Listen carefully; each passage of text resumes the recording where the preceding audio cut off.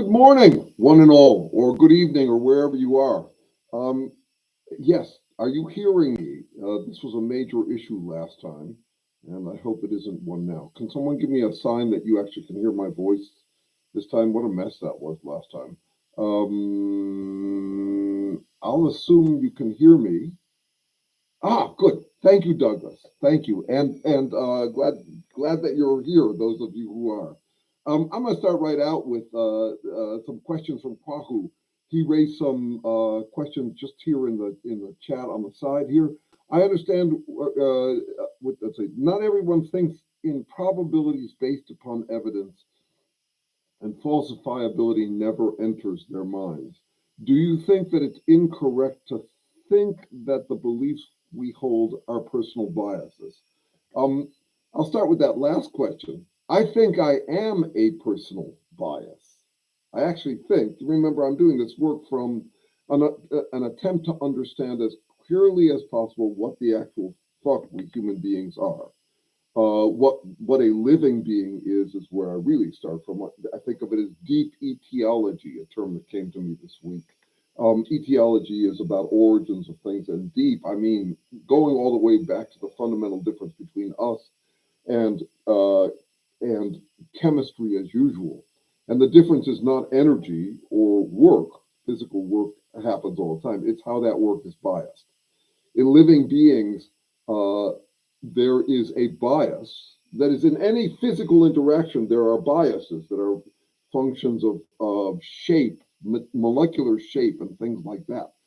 But with living beings, we're a population of chemistry that happens to be biased in ways that regenerate the biases that they are. So I think of myself as a bias. I'm not the coffee I drink. I'm not the food I eat. I'm how I bias that toward uh, most fundamentally my struggle for existence, my self regeneration in a world where everything's degenerate. So I'm not doing this high level moral analysis. I'm really trying to do it grounded in an understanding of what a living being is. So yes, personal biases. Where we stand depends on where we sit, and all organisms, by this in this respect, are selfish. That is, they're biased towards self-regeneration. With humans, you get with humans and in a way with organisms. Organisms can have an instinct towards non-survival of the individual. For example, there are spiders that lay a bunch of eggs and then start generating a bunch more eggs and then die, and they die, and the eggs inside of them also die and become the food for the first batch of eggs that they laid. It's different for us humans because we have this conceptual self, and we can die for king and country or for any kind of cause we identify with. But fundamentally, to be alive is to be self-regenerating. And what is the self you're regenerating? Is a bias. So yes, in that respect. And if someone says, "Well, you're just biased," as if it's some kind of rare disease, a pathology of the degenerate soul, yeah, it's not impressive to me. It's worse than impressive. It's a red flag. It's worse. It's a red flag for me. Okay, now let's go to this question. Not everyone thinks in probabilities based upon evidence. I wouldn't go that far. I would say that everybody is, and I'm still working on a piece. I've set it aside for the moment on this question of rationality. What does it mean to be rational? Um, I think that we are all dealing with evidence, just different evidence, and we are all dealing with probabilities. We are not merely Bayesian engines, that is, probability-based engines like AI. Um, we're you could say we're AI that is working to regenerate itself. Um, uh, that is, we have accumulated probabilities that based on evidence, based on experience. So I don't go as far as some would, where they talk like logic solves anything. Logic doesn't solve things. I would say we're all logical, and we might have big disagreements about what our ratios are about. You think an absolutist is thinking in probabilities? Yes, I do. They're thinking in. So I disagree with an absolutist probabilities, but and I don't think they are paying attention to the probabilities they're based on. But try this out as a possibility. Um, I'm an absolutist. I have absolved myself because I think I have found the absolute truth, or I feel like I have found the absolute truth. I try not to use the word think about absolutists because I don't think it's at the level of think, but it's at the level of struggle for existence of their self-approval, you could say. So but they are thinking. So they have nothing left to learn except one thing, which is how to teach the world better their truths. Okay, and about that, I think they probably are thinking in terms of probabilities. But thinking again is not quite the right word for it. So this has been a hot topic for me this week. I made one video about it, and while making it, spun off another one that I'm working on right now. And it's got to do, so the one I made was about how to give and take criticism fairly. And in it, I lay out my cultivated standards for what it would mean to give and take criticism fairly. And how to avoid what I call infallibility death matches, where you're wrong about everything, or I'm wrong about everything, you're right about everything, or I'm right about everything, because I don't find them very fruitful. I bow out of such debates because I want to wonder with people. I don't want to. I don't want to at the point where it's either wrong, you're wrong about everything, and I'm right about everything, or vice versa. The conversation is going dumb, and you've lost all context, all content. You're not actually paying attention to content at that point. You're both just extremely sensitive because everything's at stake. It's a zero-sum game, and one's going to win, one's going to lose. It's boring. It's boring and irritating. And as a result, I spun off this thing that I'm playing with that I want to run by you here. We've got all these moral terms, some of them positive, some of them negative, but but everybody likes them. Everybody likes love. Everybody likes trust, forgiveness, kindness, niceness, hope, those kinds of things. And everybody grandstands around them. Not everybody, but people tend to grandstand around them as if they are the champions of hope and love and kindness. You see a lot of this on the left, but you also see it on the right. As if you're not debating whether, if you're talking to a Trumpist, for example, you're not debating whether hope is a good thing or not. You're debating different hopes, different biases. Now imagine a person. So here's another thing: is you can't hope for everything. You can't love everything. You can talk about it. You can give lip service to it, and lots of people do. But you can't actually do it. Love is relative. It's a preference. The more you love one thing, the less you love other things compared to it. There are plenty of win-wins, but there are also win-loses. You can't be kind to everyone. Nor do I think it's right to try to be kind to everyone. There are people who you have to decide are not deserve your wrath, and to call it kindness is basically to make slop out of the word kindness. So someone says, I'm killing you in this war lovingly, and the other person says, no, I actually don't buy it. I'm with the guy who doesn't buy it. Oh, no, it is not my usual microphone, Jeff. I cannot change microphone now, but I was inspired by our last meeting to get an upgrade, and I'm at my daughter's house. I'm in the basement of my daughter's house in Portland, Oregon. And rather than bringing out my fancy mic, which weighs a lot and all that, I am using the microphone from this fancy new device that's got lights and it's got zoom and all sorts of wonderful qualities. It's 4K. Thank you, William, for dropping by. Very good. I hope the microphone is tolerable. Next week, I'll be back to my regular mic because I don't impose myself on my daughter for more than a few days at a time. I'm a lot to be around. Okay, all right. So I want to go back to these terms, these virtue terms. They're finite. Okay, meaning, for example, if someone says, "Well, pay attention to everything," I don't think I can. And I don't think it's possible to pay attention to everything. It's all about bias. What is a bias? It's a narrowing of possibilities of all the things that my body could do. It has to do dedicated work that is narrowed down work. The breakfast I eat has to be channeled into work to regenerate myself. And the same would be true for all of these biases, these moral biases. And my point is, if they're finite, we have to start talking about them a different way. And the fact that we don't, the fact that we talk as though love or kindness or forgiveness, which all sound to me like accommodation, since our ability to do that is limited, the question is, where do you point that stuff? And the people who grandstand as if they are somehow the champions of love or kindness, and they are everywhere, you get them among the Trumpists, um, are playing a game that I drew a parallel to this week that will be out in an article soon, but in a video soon. But I want to lay it out for you here. So imagine that someone likes love. Okay, they like it. What they mean is they like it when love by their standards, love of them and theirs, or something like that. So they say, I like love.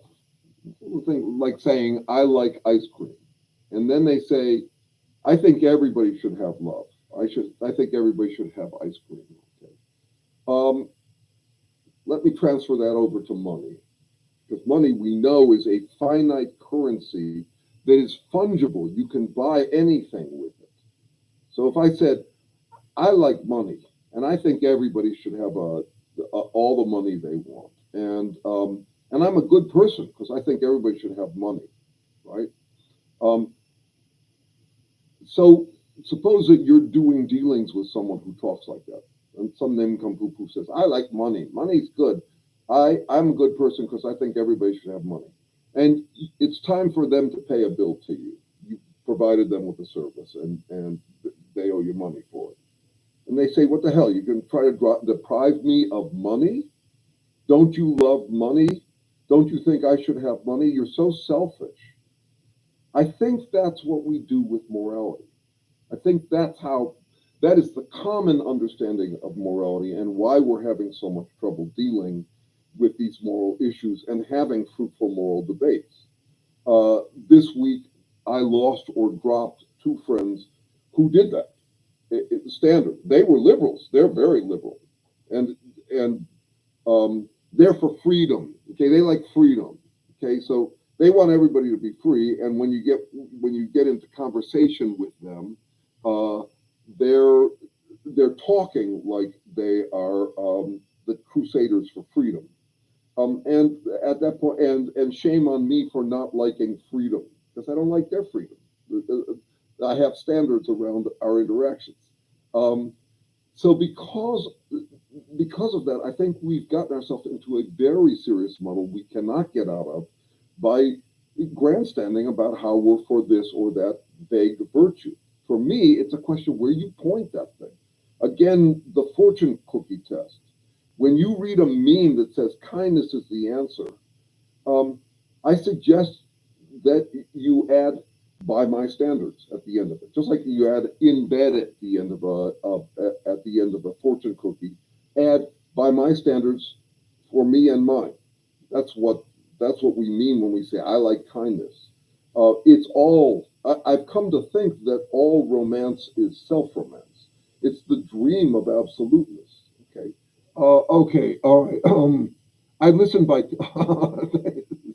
I think I understand what you're saying there. And Jeff Cheney said I'd listen by telegraph, and I'd write by stained glass. I mean, I'm really grateful for the technology, but I apparently think that the quality of life, um, money, the quality of life is self-expression. I mean, that turns out to the more opportunities I have for self-expression, especially now because I'm old and I won't get to do this for much longer.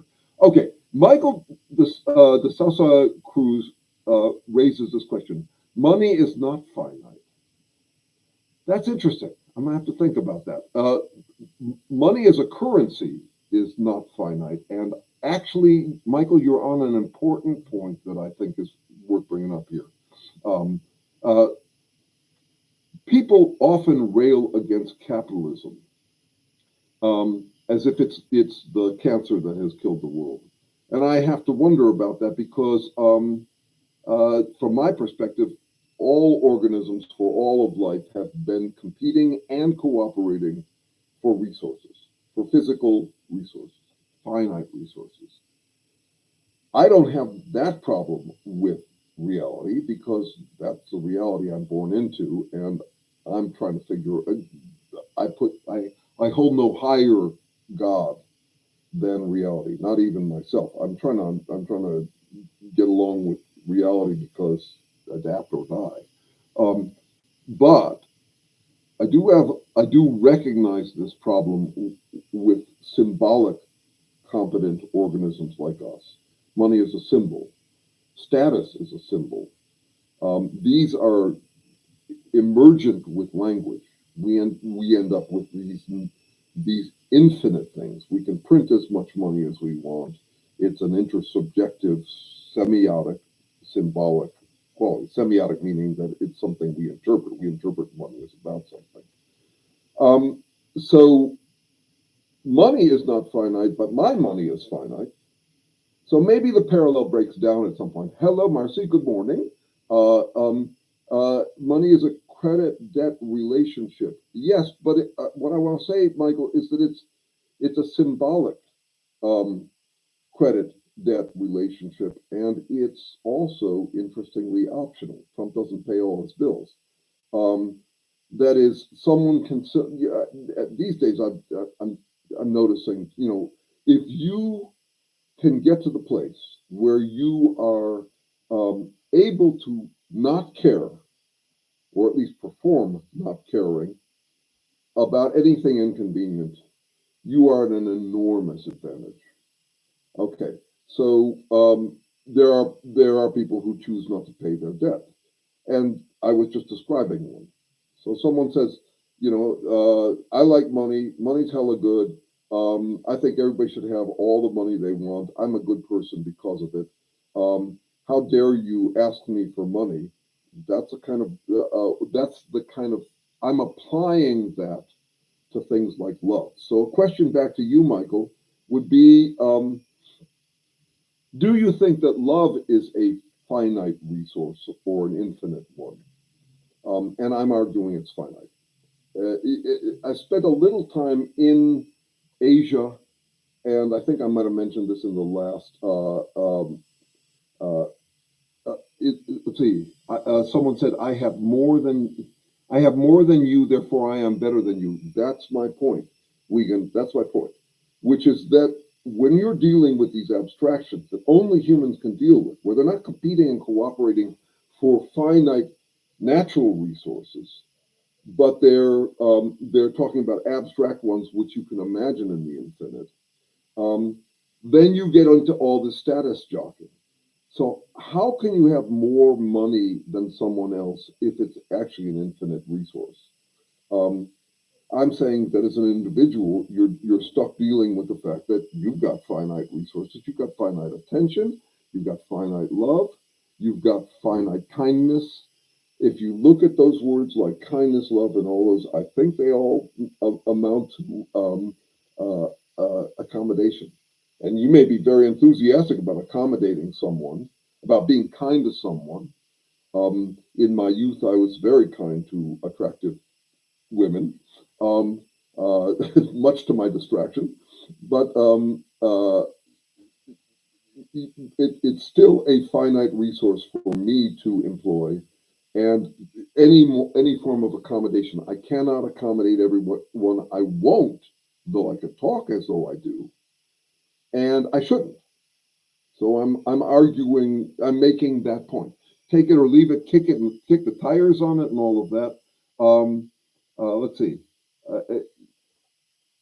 Okay. okay, the resources are separate from money. Resources are one thing, money is a different thing. Michael, I agree with you on that, and I'm raising a point related to that, which is that these abstract resources can be generated in the infinite, um, uh, but we'll still compete over them. I have more money, I have more status than you. One of the problems we're dealing with, I would say one of the big problems we're dealing with, is this infinite quest for more money from a guy like Elon Musk, um, and the status that comes from it. I think in terms of new thought just came to me. So I've thought in terms of affirmationomics or egonomics, that the human, given that we're symbolic creatures, we are dogged by this question: how much status do we have? How much money do we have? How much whatever? Um, and what that is really about is reassurance, that we're okay, that we're better than okay, because we need to be better than okay, saving confidence for rainy days. There's a way in which we would want to feel like that. Let's see. There is much money in the world, and there is love in the world. I guess in a way, what I want to say, Marcy, and this probably relates to. I think you were the one who sent me. What do we all agree? What can we all agree on? It's a new Facebook page you're doing.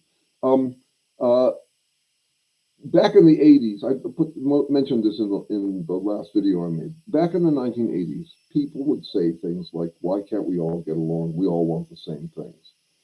And no animal would say that, not just because they can't talk or think in such abstract terms, but they recognize they have to deal with the finiteness of resources.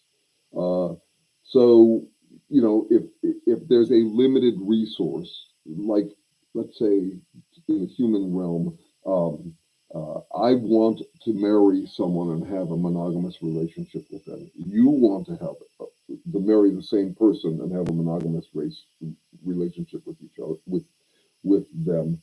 Why can't we get along? Doesn't actually make sense. Um, there are going to be win loses. Um, Marcy, that's right. That's exactly what I'm saying, which is we can imagine the infinite and the world is not. This is what you get with symbolic competence. I cannot emphasize enough what a radical difference it is for human beings to be driving under the influence of language. It's broader than language, but it's the cultural suspension. Culture maintains a vocabulary um, of signs that are uncorrelated and do not look like what they do not they do. The word dog does not look like a dog, and it doesn't point to a dog the way, let's say, a bark from the other room points to a dog. The word itself is lifted out; it's ungrounded. It has to be built out of a grounding, and we do that by index finger. That is, when we're teaching a toddler the word dog, we're pointing at dogs. And at some point with language, you get liftoff from that, where I can talk about my dog, even if my dog is not present, or even if my dog is dead. This is a radical difference from other organisms. Other organisms do just fine with what we call iconicity, which is indistinguishability. That a bunch of smells fall into a general cloud of possibilities for an animal, or the bell for Pavlov's dog, or the taste of the food, or the salivation. All of that is based on correlation and similarity. A dog can learn that a bell means food. You know, bell taco, bell taco. You do that association enough, but they cannot get to the place um, of being able to talk about bells and bells and food. It's just a radical difference. So this difference between us and other organisms, we have tons in common with them, including I'm still struggling for my own existence, and that pain is really convincing. That his feelings are really intense. I still think that we're primarily driven by them, but we have this. incredible abstract overlay of the symbolic competence that we are parasitic on culture to learn when we're young. And here we are, you and me, talking. You're texting, I'm talking. I wish we were we were both talking, and we do on tomorrow morning. We're having the usual Sunday, every other Sunday study group. That's face to face. But this is a realm that no other organism can be in, and it's just we don't pay enough attention to that difference, and I think it bears on what Michael is talking about here. Okay, let me see where we are. Um, uh, Thank you for raising that Hume's constant conjoinment. Um, I don't know the technical term, so if you get a chance, will you unpack it for me? I probably know the concept, but I don't remember the term, if I ever knew it. So help me out with that if you can, because I want to make sure I speak to what you're talking about here. Let's see what else is it. Money as a construct is a game of king of the hill. Um, Douglas Ramsey said, yes, that's what I'm talking about. But what we're also talking about here, and this is to Marcy's point, is that with language, we can imagine the infinite. And I think this is, if you want to understand your anxious life and how everyone's got one, and how to be a different kind of compassionate for other people, I think a more realistic one.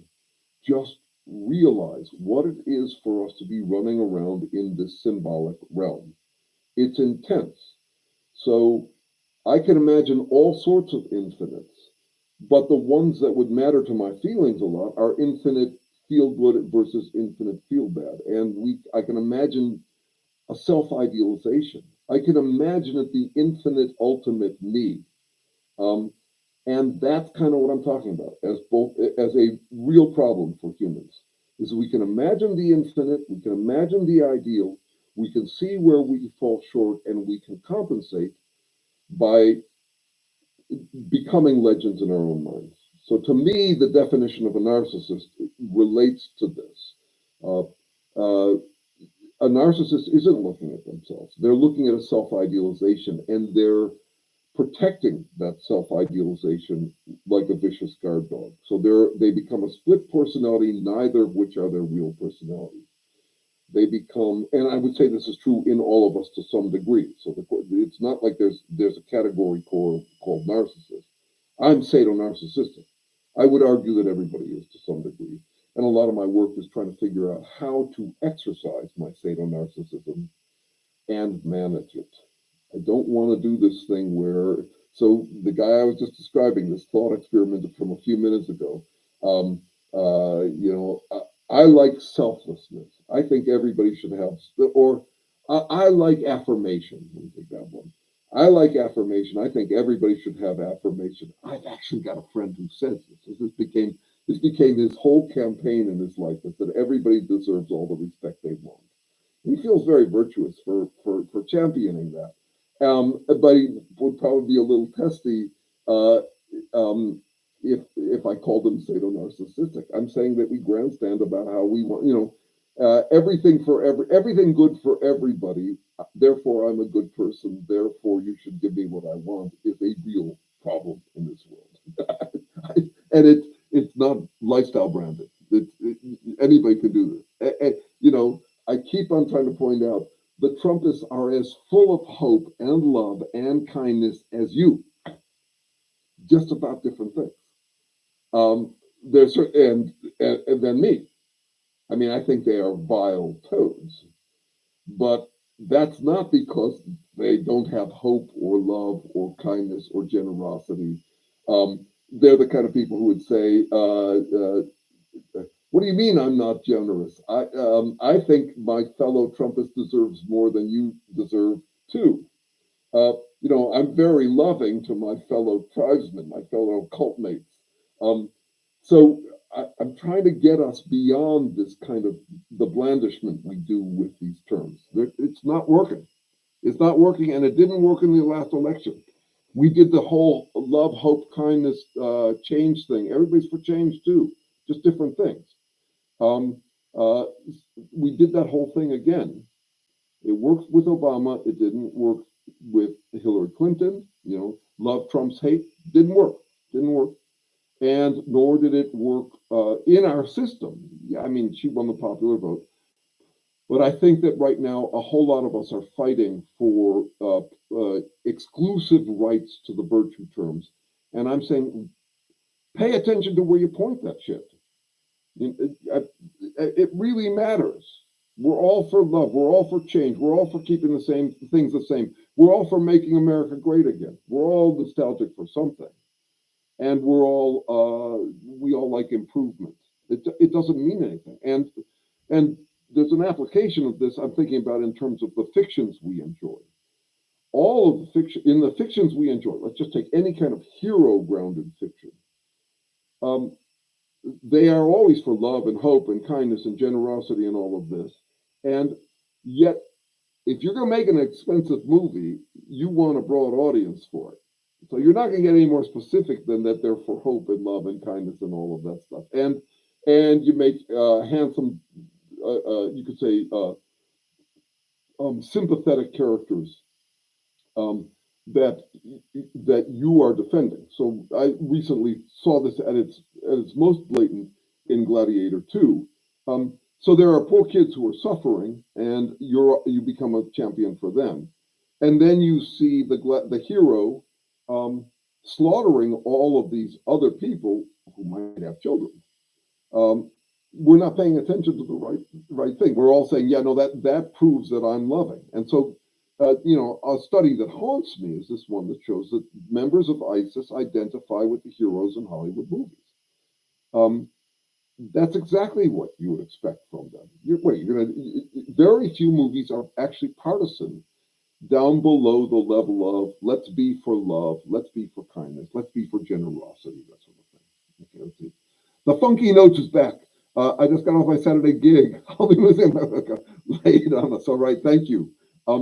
I played what might be my last gig on Wednesday. My hearing is getting bad, and so I've been playing with the possibility that I need that there ought to be a late life reverse bar mitzvah. Today I am unmanned. I used to play out my sadonarcissism some through a kind of gladiatorial style of hoping I get into the good bands and not the bad bands. And, my popularity contest energy was channeled somewhat that way. And I'm an okay player. Youngsters are doing, there's a limit to my capabilities. And so there's a point where it would be nice if we old folks would say, yeah, I'm not in the running anymore. I'm not a contender. And part of that is from having positive and negative role models. I have some negative role models who are still trying to be a contender in their 80s, and I think it doesn't look good. I think we should stop. I will stop. I'll probably stop too late. I probably mentioned this before, but I'm in my elder lessons. That is, it's very easy for me to over and underestimate my capabilities at this age. I'm 68. I'm on the early side of my elder lessons. I don't think I've lost that much yet, but then I wouldn't. I'm an old folk. I struggle for my existence. Rage against the dying of the light. I do recognize that there's a tendency for old folks to insist that they're still able to drive when they can, and I'm trying to prepare for that time. Okay, what's your opinion on the tipping point that causes cults to collapse? Thank you, Blurp. And by the way, I like your name. It's a high status name. Very big deal to me. So let me mention this to you. RT Blues asked what I listen to. I don't listen to bebop. I listen to books, actually. I got to a point where I play music and I listen to music when I'm learning it. But I don't actually stop to listen to music much anymore. And some of that is my hearing, but some of that is also, I think, in a way that playing music became more fun. I made a T-shirt that says "Sex is music for non-musicians." It's the sensuality I get off of playing music is just so satisfying. Okay, what's your opinion of tipping point that causes cults to collapse? I'm doing this from a physical work perspective. There's physical work and then there's physical effort. Effort is made by organisms. Organisms are different. We are differently biased. We're not just biased by the physical constraints, physical conformity, like catalysts and how they work, but we have additional biases or constraints. So I'm starting from that, and to answer your question in my long-winded way, there are three fundamental dynamics that I've been working with for 30 years. One is homeodynamics, which is a broader definition of the second law of thermodynamics. And this is the ground, universal ground. That is, any kind of order will tend to get mixed up over time. That's the second law of thermodynamics. There will be a same difference throughout. So if I pour milk into coffee, very soon the segregation of milk and coffee will disappear without any work by me. I don't have to stir it. I could stir it to speed it up, but that's homeodynamics. The second level is what you're talking about, which is morphodynamics.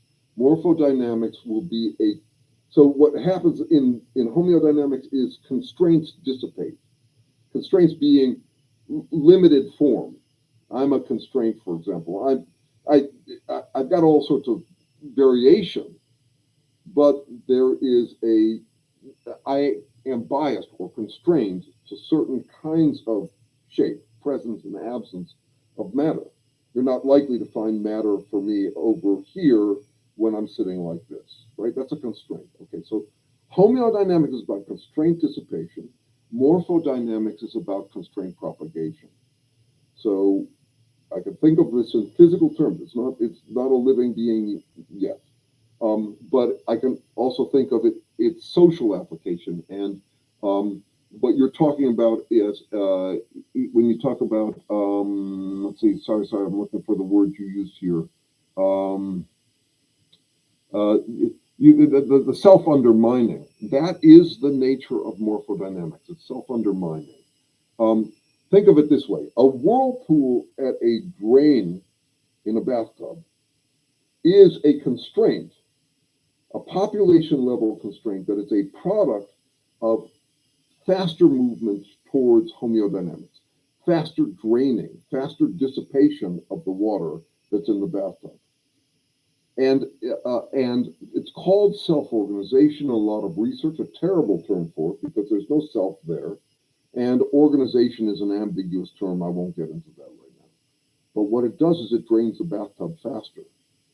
So the self-undermining that we see in fads or in cancer growth or something like that, that's a constraint propagation, and it tends to be self-undermining. And there are lots of examples. So it's order for free, but it's not life. Then there's what we call teleodynamics. Teleodynamics is what I was describing earlier. It's a bias that regenerates itself. It's a constraint that regenerates the constraint it is. And that's what I think I am. And that's what I think a houseplant is. That is, it's a constraint that channels energy into work to prevent the degeneration of the constraint it is. So, coming back to your question, tipping points that causes cults to collapse. I think absolutism of any sort is morphodynamic. It's a constraint propagation, and I think it is inherently undermining. This is my problem with absolutism. It can't end well because it's just regenerating the constraint that it is.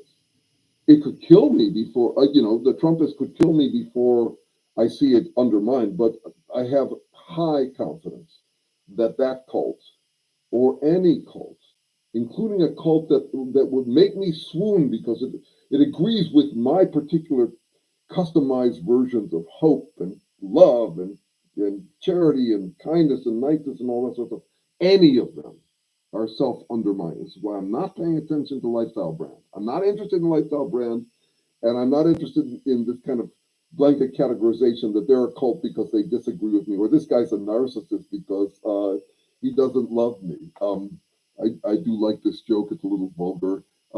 What's the difference between a whore and a bitch?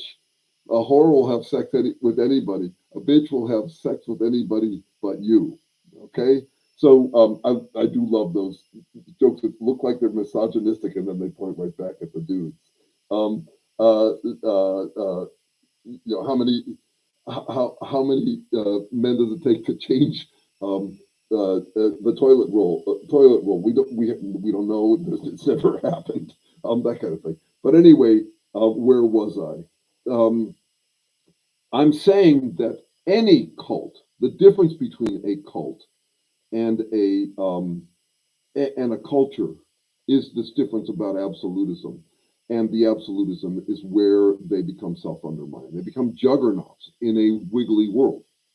That is, they they they don't become juggernauts. They talk like they're juggernauts. The way that pretends that he's right about everything.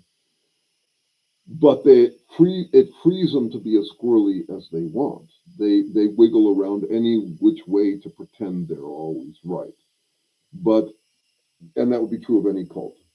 Um, and so what I'm hoping for is that this cult will die before we do. Um, and what I'm hoping is that it doesn't generate counter cults, because that's mostly what happens. Mostly what happens is when you get a cult, like Catholicism was or communism was, you get a counter cult that is the same dogmatic absolutism branded to the opposite lifestyle brand. So yeah, I did a video a couple of weeks ago where I'm talking about Martin Luther and his anti-cult cult, which we're now paying the price for. I could easily see out of the Trumpism of a counter cult. Same dogmatism, different dogma. I think and so this is also why I'm paying so much attention to what people don't want to pay attention to, which is our attraction to cults, how much fun it is. We're kind of shocked, and I still have lots of friends who were, just in shock and awe and angst about how could people be this dumb. That's a standard responses. I'll never understand them. I'm not. I don't go there. I'm trying to stay post outrage, like a criminologist. They don't at criminology conferences, they don't wring their hands about the existence of criminology. They understand that crime pays. Crime pays really well if you can get away with it. They understand that criminals have a huge advantage. They're not operating on this article of faith that crime never pays. That's wishful thinking. They're trying to figure out, and I'm trying to do the same thing about cults and about this incredible appetite that humans have, this intense appetite to defer to an authority that grants them the power to lord it over others. So I humble myself before Trump, the Lord, so that I can lord it over others. What a sweet spot that would be for humans. We would just eat that shit up. And so I am shocked that Americans, after all of the training I thought we were getting in avoiding that, just nosedived into it.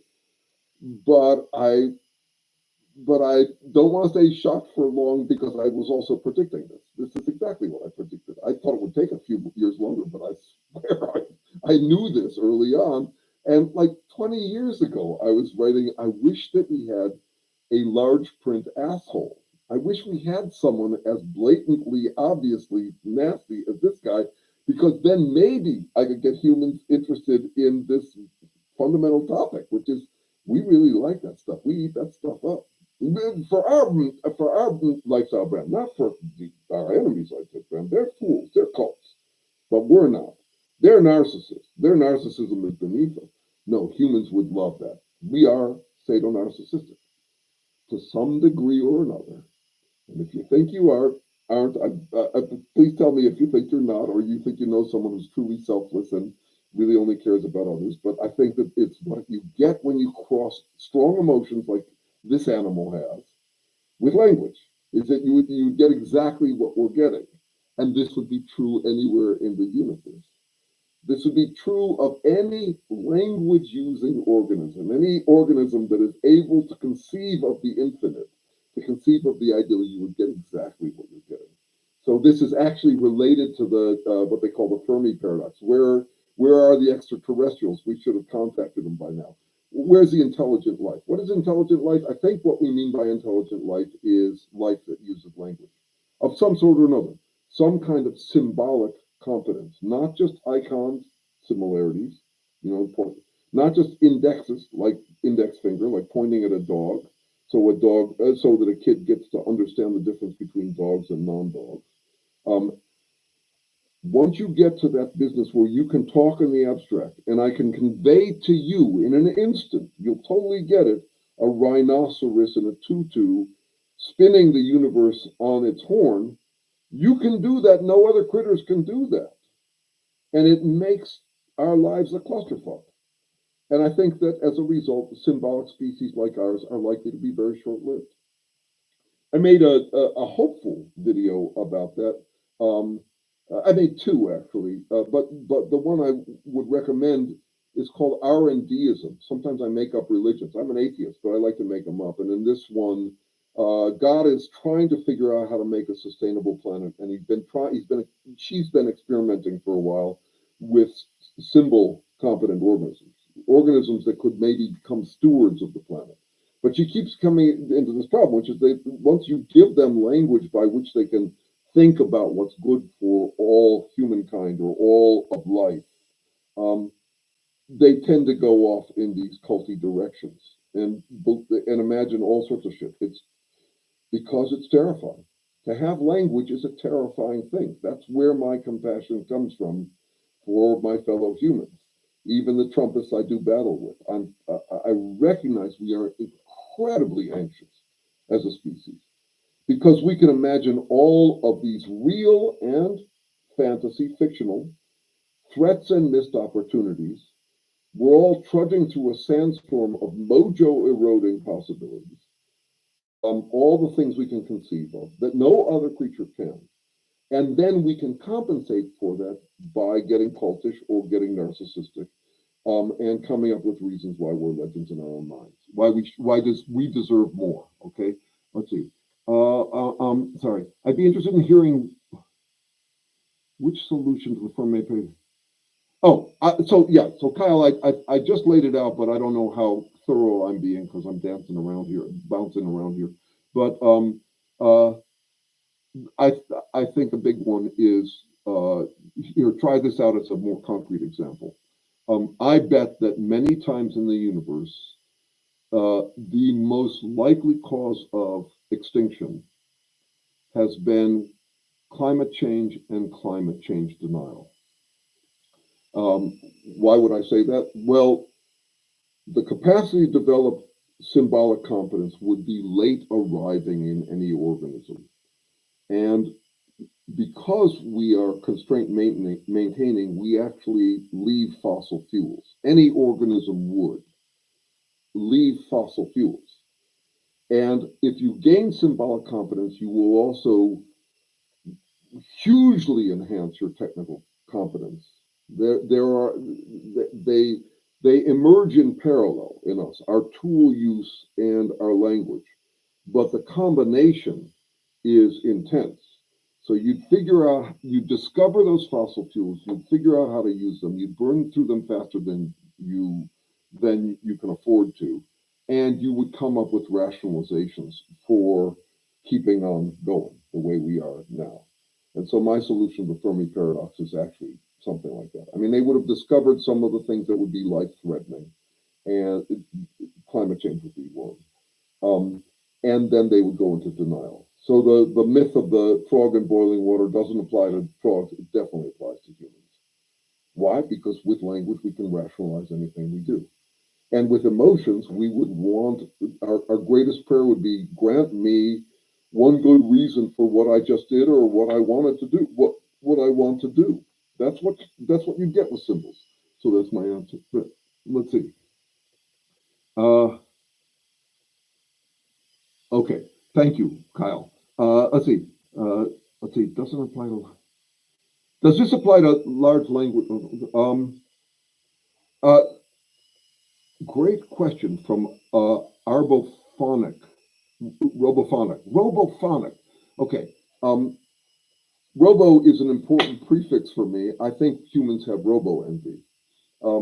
I think that that's there in all that's quest we have for absolutes.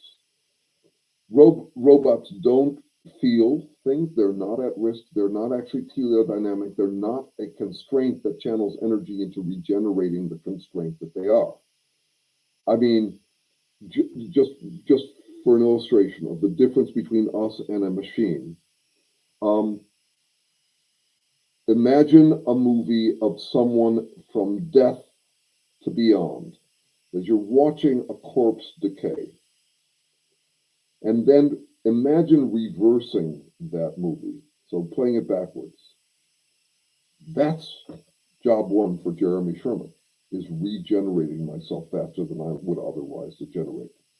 Now, is AI doing that? No. And AI is, how am I doing it is the next question. I'm doing it through what we call in this research contragrades. That is work tendencies or biases that are working against each other. I am a system of checks in balance with each other. That's what's keeping me alive, is the conflict between different aspects, the ways in which we keep ourselves, the different, you could say, biases in my body are keeping each other in check, keeping them from degenerating. So I'm not a single solitary thing. I'm actually a paradox. I'm stuff pushing, moving in opposite directions, and keeping me alive. And the same I would say for a partnership, a marriage. What sustains fragile systems is checks in balance, which is very different from what you get in a computer. A computer persists by durability and externally imposed maintenance. It doesn't exist otherwise. Yeah, it degenerates, but incredibly slowly and with great precision. And a big insight for me 2 weeks ago came out of a conversation where I was being interviewed. It's kind of an interview slash discussion with a few other researchers. And this was for a documentary about AI and the difference between us. And I realized, oh, I get it. AI has no cognitive dissonance. It has no cognitive dissonance. I am nothing but dissonances. I am emotional dissonances. I am somatic or physical dissonances. The checks in balance, keeping each other in balance. You can think of it sort of like an organization.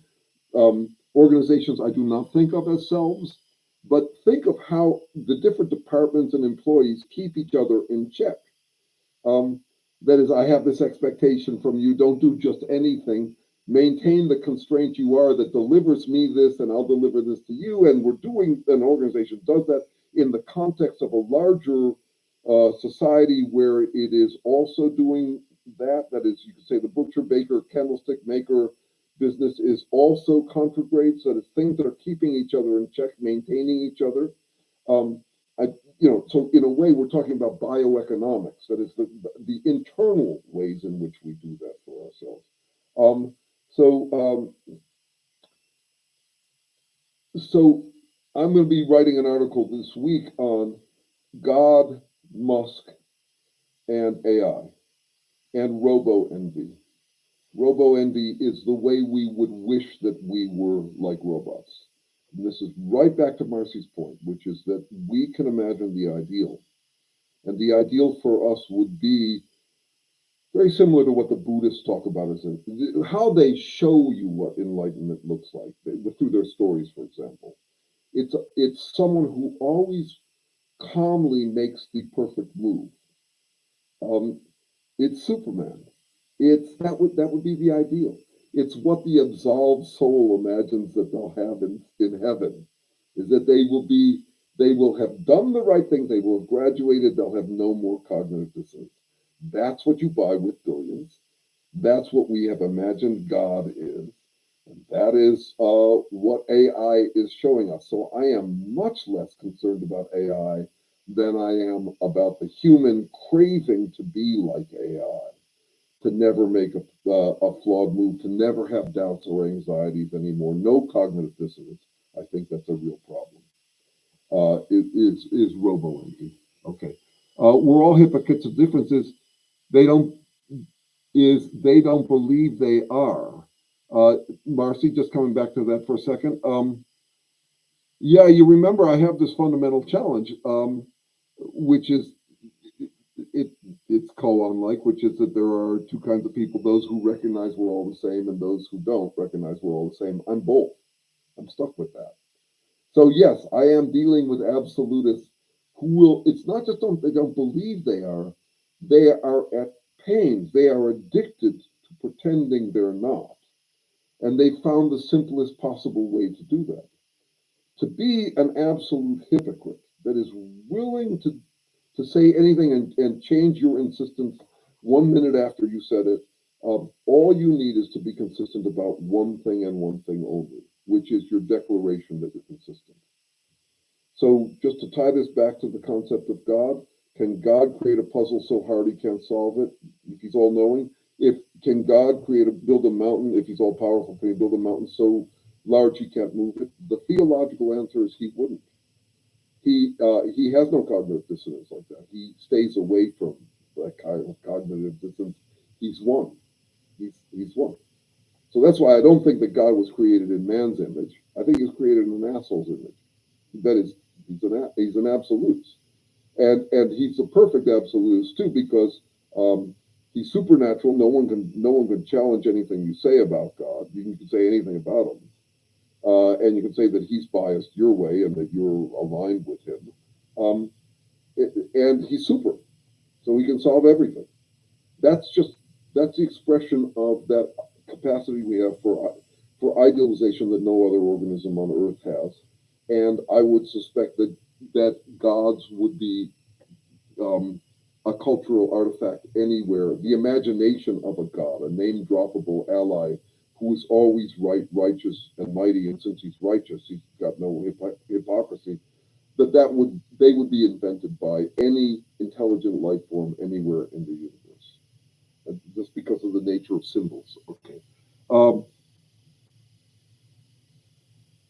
Robophonic, I would say no to your question. So then are robots the way out of the Fermi paradox? Here, try this out. What do you get when you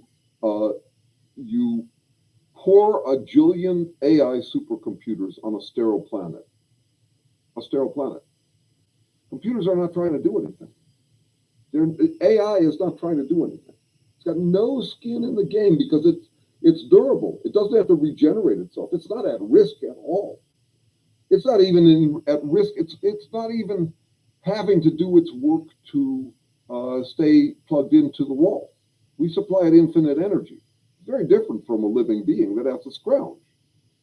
So if we don't see that difference between us, that we have to regenerate ourselves at a rate that is similar to what I described when I'm talking about the decomposing carcass in the reverse movie, the movie we watched backward. If we don't notice that difference between us and machines, we're fucked.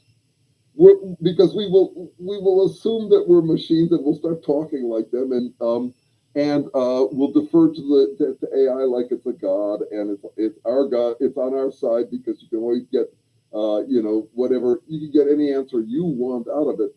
But it's all human in and human out. That's what it is. It's in a way it's common sense and common nonsense. It's conventional wisdom, but it's not its wisdom. It's semiotic, it's symbolic stuff poured into a machine, an artifact, a tool, and it means nothing to the machine, and it means nothing coming out of the machine. So try this out as a parallel. And I have this out with a Silicon Valley entrepreneur friend of mine who thinks that computers concentrate when they do work. He's a computationalist kind of guy. Um, uh, take a car engine. Now I pour gas into it because that gas is of meaning to me. It's how I'm going to get around. I'm going to get up to visit my daughter in Portland. Um, and it provides work that's really a benefit to me. So I'm pouring something meaningful into it and I'm taking something meaningful out of it. Now I could use my powers of animism and assign to the different parts or motions of the engine its different capacities to provide tools to me. So take a word like refrigerator. Okay, it's something that does refrigeration. Okay, is it trying to do refrigeration? No, it's not. The refrigeration is for me. The input of energy and the output of work by a tool is from me for me, or from living beings for living beings. And therefore, it's really hard to keep in mind that it's not trying. It's not in the business of being a refrigerator. A piston is not, it's not trying to do that. It's a tool. And so the question is, where would you draw the line?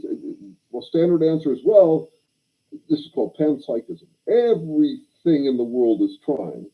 It's just below the radar of the human capacity. But if you get enough trying together, if you get enough physical work together, it becomes conscious or some such claptrap.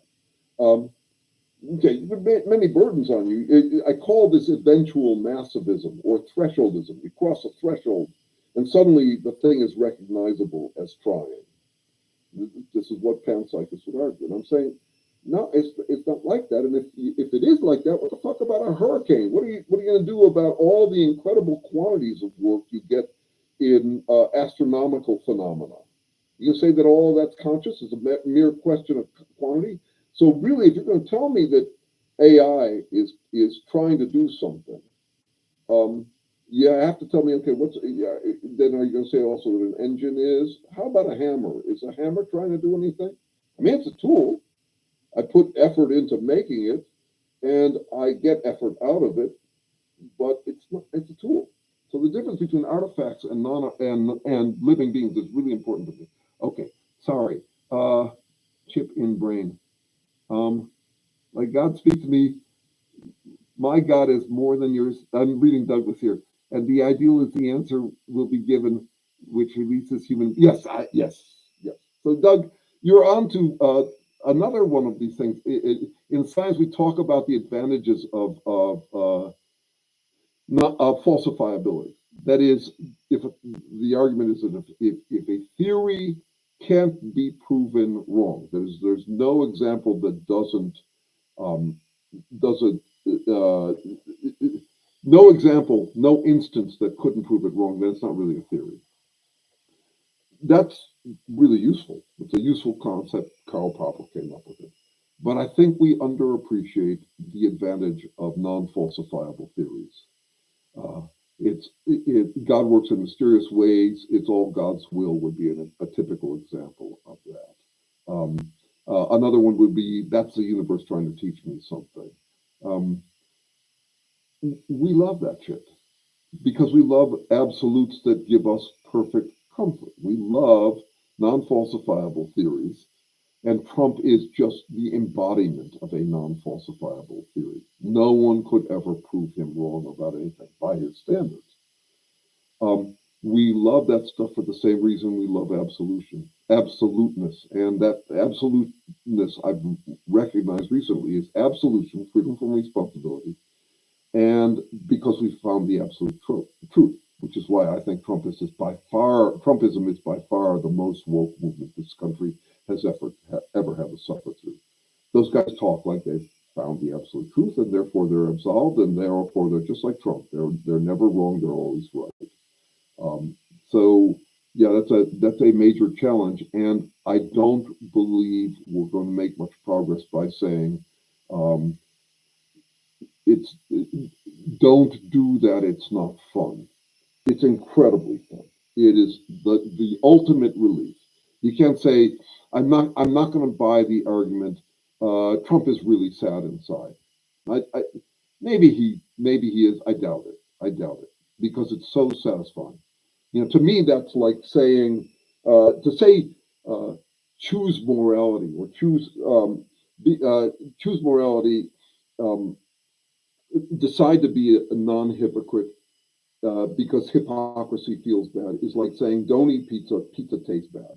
It's as fruitless as that. Don't have sex because orgasms don't feel fun.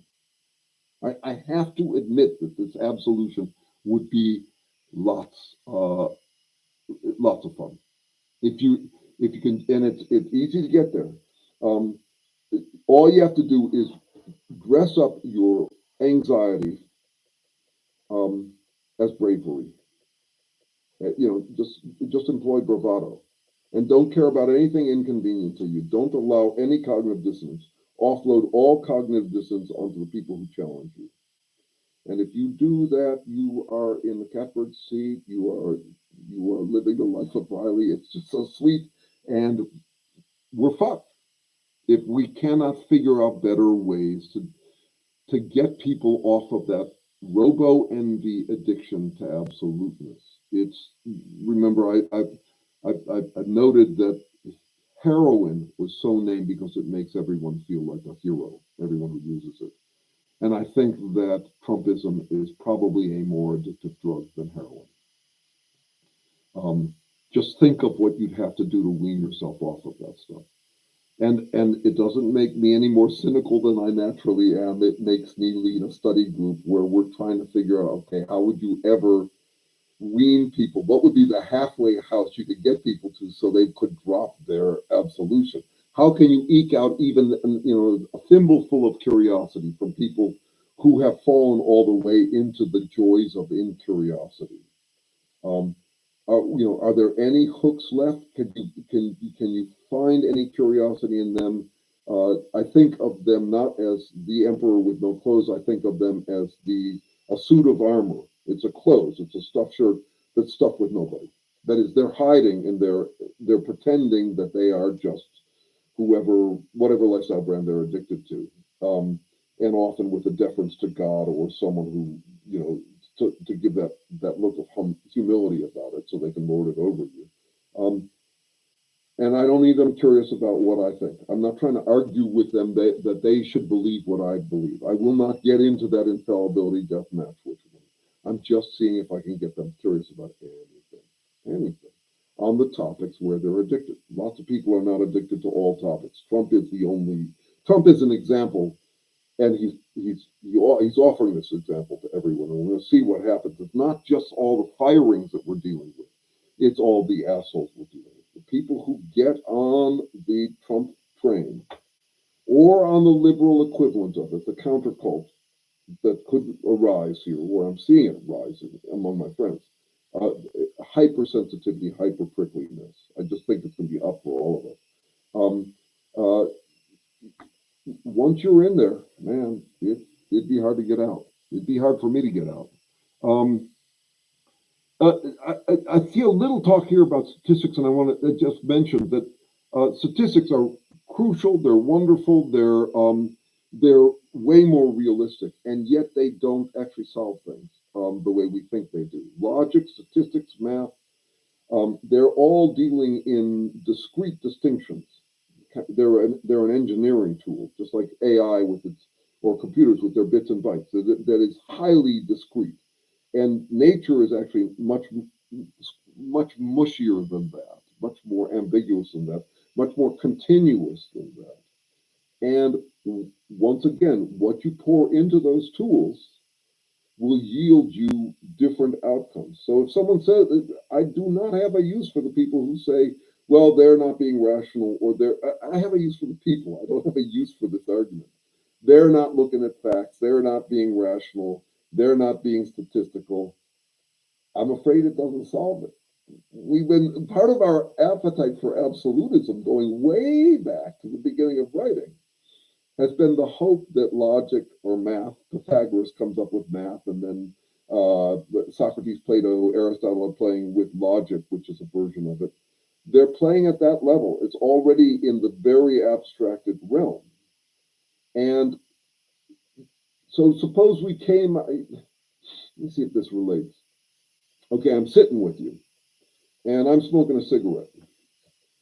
And you give me a statistical verity, which is that cigarette smoking causes cancer. Okay. And I say, don't push me around. I'm free to smoke if I want. You say, I wasn't pushing you around. I gave you a fact. Okay. The facts we're dealing with through our emotional, through our effort, through our trying, through our living being. Where we stand depends on where we sit. And so the idea that you go neutral and have facts solve things, I think it's more robo envy. It's not, it doesn't solve it. And this gets back to the point I was making earlier. That is, to say that you're for love or for life or for hope or for, it goes nowhere. It's not, it's not a conversation starter, it's a conversation stopper, where you're just landing on a vague, loose, loaded last word that everybody agrees with. Everybody wants the same stuff. I like ice cream, you like ice cream, we all want ice cream. Doesn't decide who gets ice cream. You know, these are not solutions, they're problems. What to love, what to hope for, all of that, because we have finite resources. Okay. Okay, let me see. I'm sorry, I was never good at reading while talking. Who is? Uh, I was terrible at note taking straight through college. I have some kind of processing issue there. I'm probably cross left-brained somehow, or some left-handed. Okay, let's see. Chris, I'm seeing Chris Fairley here. I don't know if any of you have read the article on Trump's shared narcissistic symbiosis syndrome, but check it out on. Right. Okay. So Chris Fairley points to an article. I will take a look at it. I want to mention something about clinical diagnostics. There's some problems with it for me. You know, I have trouble watching Dr. Ramani, or basically dealing with the clinical psychology people in general. I mentioned this in my second to last videos. Is that it was a video on how Dunning-Kruger is not as smart as it thinks it is. And the reason is something fundamental in the social sciences that is a major problem for me, which is that we are still treating us like machines. And that's because we still haven't figured out what trying is, what selves and trying are. How this distinction I was talking about earlier. So really, I have asked top level social scientists of all sorts, what is a motivation? And they honestly can't tell you. They basically say, if I see effort, I assume a motivation. So you use it as kind of a black box. It's almost like alchemy. I would say that the social sciences are in a place that's dangerously similar to alchemy. That is, it's great. It's going to yield us all sorts of engineering solutions, and I have great respect for them. But in terms of understanding what we actually are, because its core currencies, terms like motivation, appetite, will, are undefined. That is, sorry, they're defined in the abstract. I haven't worked them out in terms of physical work as chemical systems that are regenerating ourselves. Because we don't do that, we get into this kind of auto mechanic like mindset where we're troubleshooting a machine that's not working, and we give diagnostic terms to them. And then those terms go out in the public, and then they become a new high-minded, neutral-sounding way to sound like we are the authority on something. So if I said you're an asshole, I'm talking like I am the unbiased diagnostic authority. And it's name calling, but I have no problem with name calling. I just want to do it with surgical precision. I want to name call with surgical precision, and I don't find it in these surgical sounding words. I hear the rhetoric of non-rhetoric in a term like shared narcissistic symbiosis syndrome, right? It sounds very authoritative. And to me, to name call with surgical precision means I have to be able to explain that phenomenon, not just psychodynamically, but from the deep etiology of recognizing what a living being is, emergent from chemistry, how it emerged from chemistry, in terms of strictly physical work. Because I don't get to posit these abstractions. I don't get to say, well, this molecule is information bearing. Where'd I pull information from? It's kind of a metaphor. It's like saying that this molecule has a soul or a spirit or something like that. It's damn vague. And I don't think the social sciences have departed as much as they'd like to think from that kind of spiritual talk. They're still stuck in dualism. The dualism is that there's a physical world and then there's information. What is information? It's the stuff that gets poured into the physical world and makes things alive. Okay? Or it's not a stuff. It's so I can go the other direction, which is reductionistic, which is say information is a binary bit. It contains a bit of information. A toggle on in computation is between two different states, like a coin flip is information.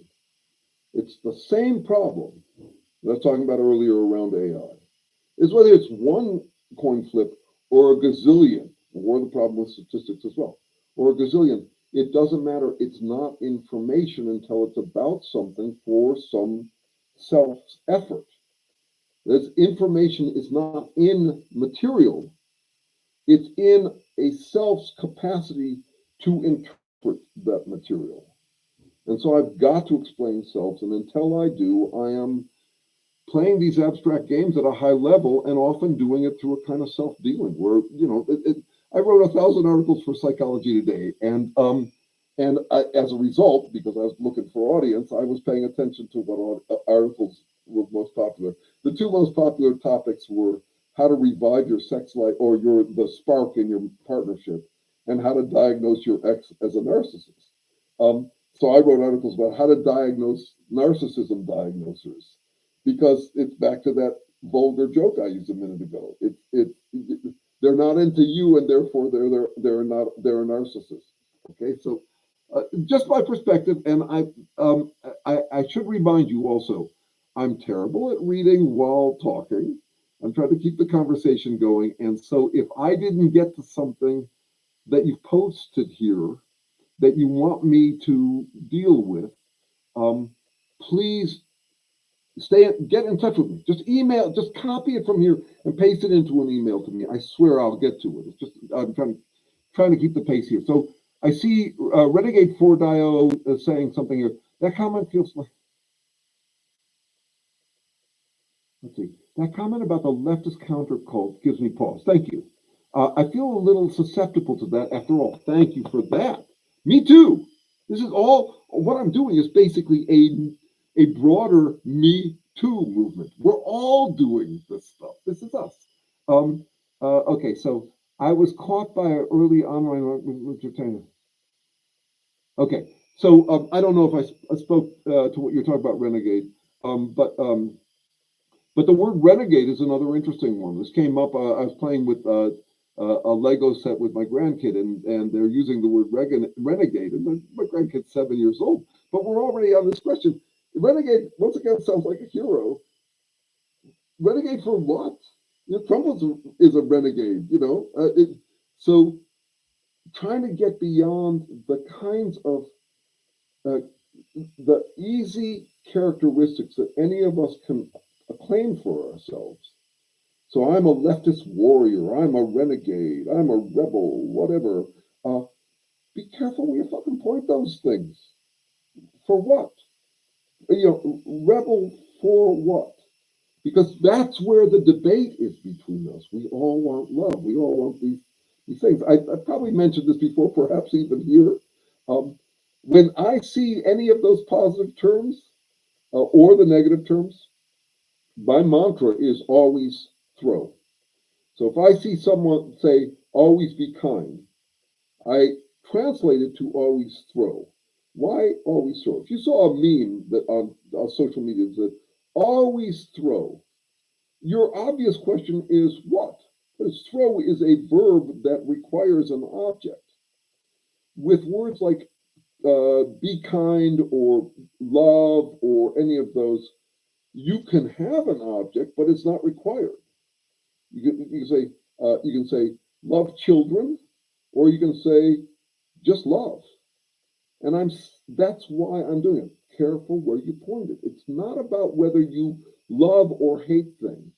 We all love and hate things because love is a relative preference. And the stronger your love, the more your hate. They're just built right into each other. They're preferences. So if you love equality, you hate inequality. If you love justice, you hate injustice. But you're also doing it by your standards. And no quantity of statistics, math, or logic is going to get us out of doing it from our own perspective. So we're back to Kwahu's first point, which is about biases. If we don't own the fact that where we stand depends on where we sit, um, let's see, I'm coming all the way back up. Let's see. Let's see. He asked. Let's see. Um, oh, let's see. I'm sorry. Let's see. Anyway, if we don't recognize that, we talk past each other. I'm the superior champion of love and kindness and generosity. No, I am. No, I am. No, I am. It's not a conversation at that point where we figure out what to love. So this is also why I say I am a liberal conservative, a libertarian socialist, and an elitist populist. I think we all are. I think we all are. We all want some things to change and different things to stay the same. And we want different things to change and stay the same. We all want to tighten some things up, and we all want to loosen things up in ourselves and in others. And we all want to give a leg up to some advantaged people and some disadvantaged people. One of the hardest questions to reckon with, I call it philosophy's choice, based on Sophie's choice, is that in a world where there has never been enough for everyone, even before humans, that is, there has been a struggle for existence because the resources are finite. Since there will always be haves and have-nots, if you were in charge of the world, who would be the have-nots? That's a really hard question. I haven't got a great answer to it. But I think it's sobering to face that question rather than pretending, like that guy I described earlier, the nincompoop who says, I love money, I think everybody should have money, don't take my money, I'm a good person, I believe everybody should have money, you should feel that way too, that you don't, that you want me to pay the bill for the service you provided, proves that you're a bad person, and therefore I shouldn't have to pay you. That's Trump. That's not Trump, not just Trump. That's easily, it's just it's the standard human move. It's easily what a lot of liberals do too. And so that will be the heart of the message I'm trying to take away here is get beyond those platitudes, those virtue terms. They're not helping. Admit to yourself that you're a conservative and a liberal, that you're trying to maintain some things as they are and trying to improve something. Admit that you're a libertarian socialist, that you're trying to figure out where to let things run free and where to constrain them. That would be essential to being a member of any checks and balance society. And that you're trying to figure out who to give a leg up to in this world. And you know, sometimes there are really bright people who came from wealthy families, and sometimes they're dumbass scions who are, you know, who don't know anything. And so, you know, are you for leg ups to people who got advantaged, or are you going to claim that you are for a leg up for everybody who's been disadvantaged? How are you going to handle the prioritization of that? Because while we could talk about infinite welfare, in practice, it's limited. And when we talk like welfare for everyone, as I did for many years, like I just, you know, like I felt like a fucking genius because I thought everybody should have a good time. I was like, I like ice cream. I'm a genius because I think that everybody should have ice cream. Yeah, I contributed to the Trump response. They are a countercult to the leftist culture that I was part of and am still part of. There's my lifestyle brand is obviously leftist, but my lifestyle brand is irrelevant, and we became naive. So try this as just an example of how we did. My baby boomer generation. You could say the most self-indulgent, self-aggrandizing, whichever lifestyle brand. I mean, we were a fucking piece of work. We baby boomers. But the people who come out of World War II were saying we got to keep our guard up, and we were saying no. Let's all get along with each other. Say no to military. The war kills people. I felt like a genius because I thought war was bad, and it is, and that we should have none of it. And I wasn't paying attention to the need that we actually need to tighten up some things and loosen up other things.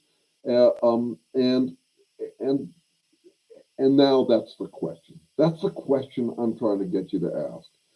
How, if inviting you to ask. Yeah, trying to get you to ask too by provoking it here. I am actually trying to change minds here. I'll own that. But transcend those terms. Transcend the ones that become anybody's claim. Trumpists have come out of the woodwork. Sometimes their first play is to say, I'm a critical thinker. Okay, so, but they're not paying attention to what that means. It just sounds hella good. So when we pounce on these terms like statistics or evidence or facts or any of those kind of neutral, I'm the neutral judge here because I'm the one who possesses those. Or when we pick up any of those moral terms, we're not getting anywhere. That's not going to get anywhere. Own this. Here's one way to look at it. When you see a meme that makes you swoon, do two things with it. It's likely to be an absolute formula. It's likely to be one that makes you say, you'll resonate with examples of it. Don't care what other people think. They're just haters who are just projecting on you. That would be a standard kind of meme. Okay, two things to do with it. Look for counterexamples anywhere in the world. So if you can find a counterexample to it, then it's not an absolute truth. And the other, and this is probably more relevant here, is rebrand it. Picture that meme as coming from your worst enemy and see if it rings true then. So it's not that you are for love, it's for your brand of love and therefore their brand of love. And if we want to have a productive conversation, we can't be talking about whether love is good or love is bad. And we can't be accusing each other of being unloving because we don't happen to love the same things. That's like that vulgar joke. What's the difference between a whore and a bitch? A whore will have sex with anyone, a bitch will have sex with anyone but you. It's the same problem. What's the difference between a loving and unloving person? I think I can do this. A loving person, a loving person loves everybody. A unloving person loves everybody but you. It's the same. It's the same topic. Okay, let's see. I'm going to end in just a few minutes here, like 3. But let me see if there's anything else. Isn't an absolute one who's 100% confidence in their beliefs? I would say that that's probably true, though I don't think. I still think belief is it's a blunt instrument. I can talk about facts. I can talk about how someone feels, but believe or think tends to imply some goes into it. And I have been paying attention to the different to standards around what counts as belief. Try this out. I think most of the people who are absolutists are impulse shoppers and impulse returners. That is, they are operating from just their emotions about it. And or at least if there's at the extreme, you've got that pole. And I make tons of decisions that way. I just don't want to make big decisions that way. And I have. You can partner with someone on an impulse shopping spree, and you can divorce them on an impulse return. That you can storm off in a huff without actually thinking about the merits of it. That would be a strong tendency in us, because I think we're still mostly animal with this overlay of language that's mostly used for rationalization. And when you're talking to an absolutist, I really do think it's animal braying presented as papal decree, but not heard by the expressor of it as animal braying, They're not thinking about the words they're saying. They're braying. It's territorial pissing. But they really depend on you hearing their words as meaning something. And I think we lost a decade to Trump over this and our moral grandstanding. So he could pull out his ass any damn moral censure, like you're unloving or you're uncaring or you're cruel or whatever, or you're a crazy leftist. And because we heard him as meaning those words, as believing those words, um, partly out of the sense that we should be decent and open-minded and receptive to everyone and really engage in conversation, we showed up and and wanted to debate those terms. He wasn't interested in those terms at all. It's so obvious. He doesn't care about those what those words mean. He wants you to care about them. So the decade we spent grandstanding defensively, like they could tell us that we were bad and we'd get all tangled up in their accusation. That's time lost to exactly what I'm talking about here. It's the way that those moral virtue terms make us morally dumb. They stunt our growth on figuring out what to love, what to not love. And if there's any message I want, if there's any message I'm trying to put out these days in my excessive self-expression, that would be it. Be careful where you point that shit. Always throw. Add the Chinese fortune cookie ending, not in bed, but in bed with my standards, in bed with my preferences, in bed with my priorities. Apply that stuff to any moral thing and you get appropriately confused. We really need to get confused more than we are these days. I know it's more uncomfortable than it ever was. One way I think about that is that if there's no worse time to reorient than when you're disoriented, and we are disoriented these days. That is, if you lose a partner, it's a terrible time to go looking for a new partner. You're likely to end up in a rebound relationship based on an impulse buy because you are anxious, because you are disoriented, you just lost someone you depended upon, and that's an awkward time. And I think we're in that politically these days. We're in a time when we're very disoriented and are very likely to do a rebound relationship, lurching in and doubling down on these vague, loaded, load-bearing, loose last words. Loaded meaning that they're loaded positive. Love sounds good, hate sounds bad. Load-bearing is that we rest our identities on them. I'm loving, I'm not a hater.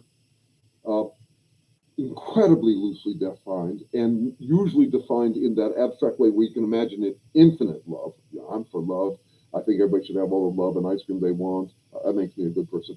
And last words. I think it's terrible. I think it has really stunted human growth, and if we're going to survive, we have to do better than that. That's me.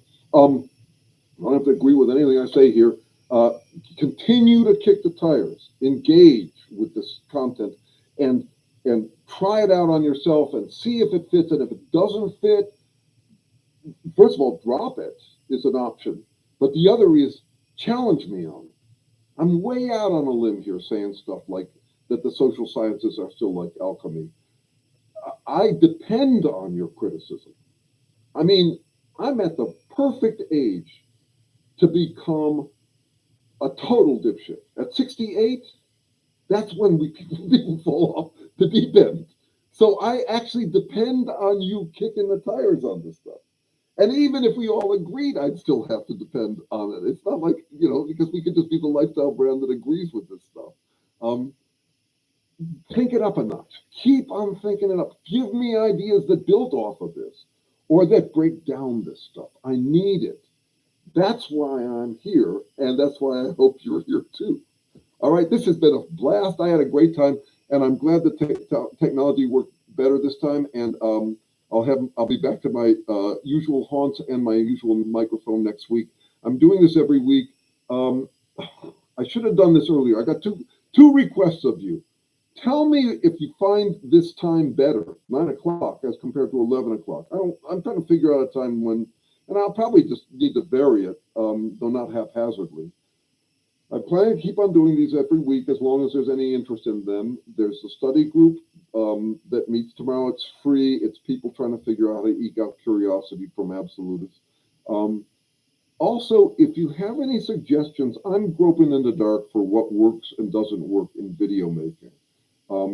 So if you think that my videos are too long or too complicated or too scattered or too abstract or not enough ornamentation or my thumbnails suck or that you found this one particularly good and that one particularly bad, I thrive on that feedback because I don't know what works for other people, and the responses to my videos remain variable. Do you want me to talk more about Trump? Do you want me to talk less about Trump? Do you want me, talk more about origins of life? Whatever. Everybody's got their preferences, and I'm trying to understand them. Okay. Thank you. Thank you. Thank you. I'll see any of you next week if you want to come back.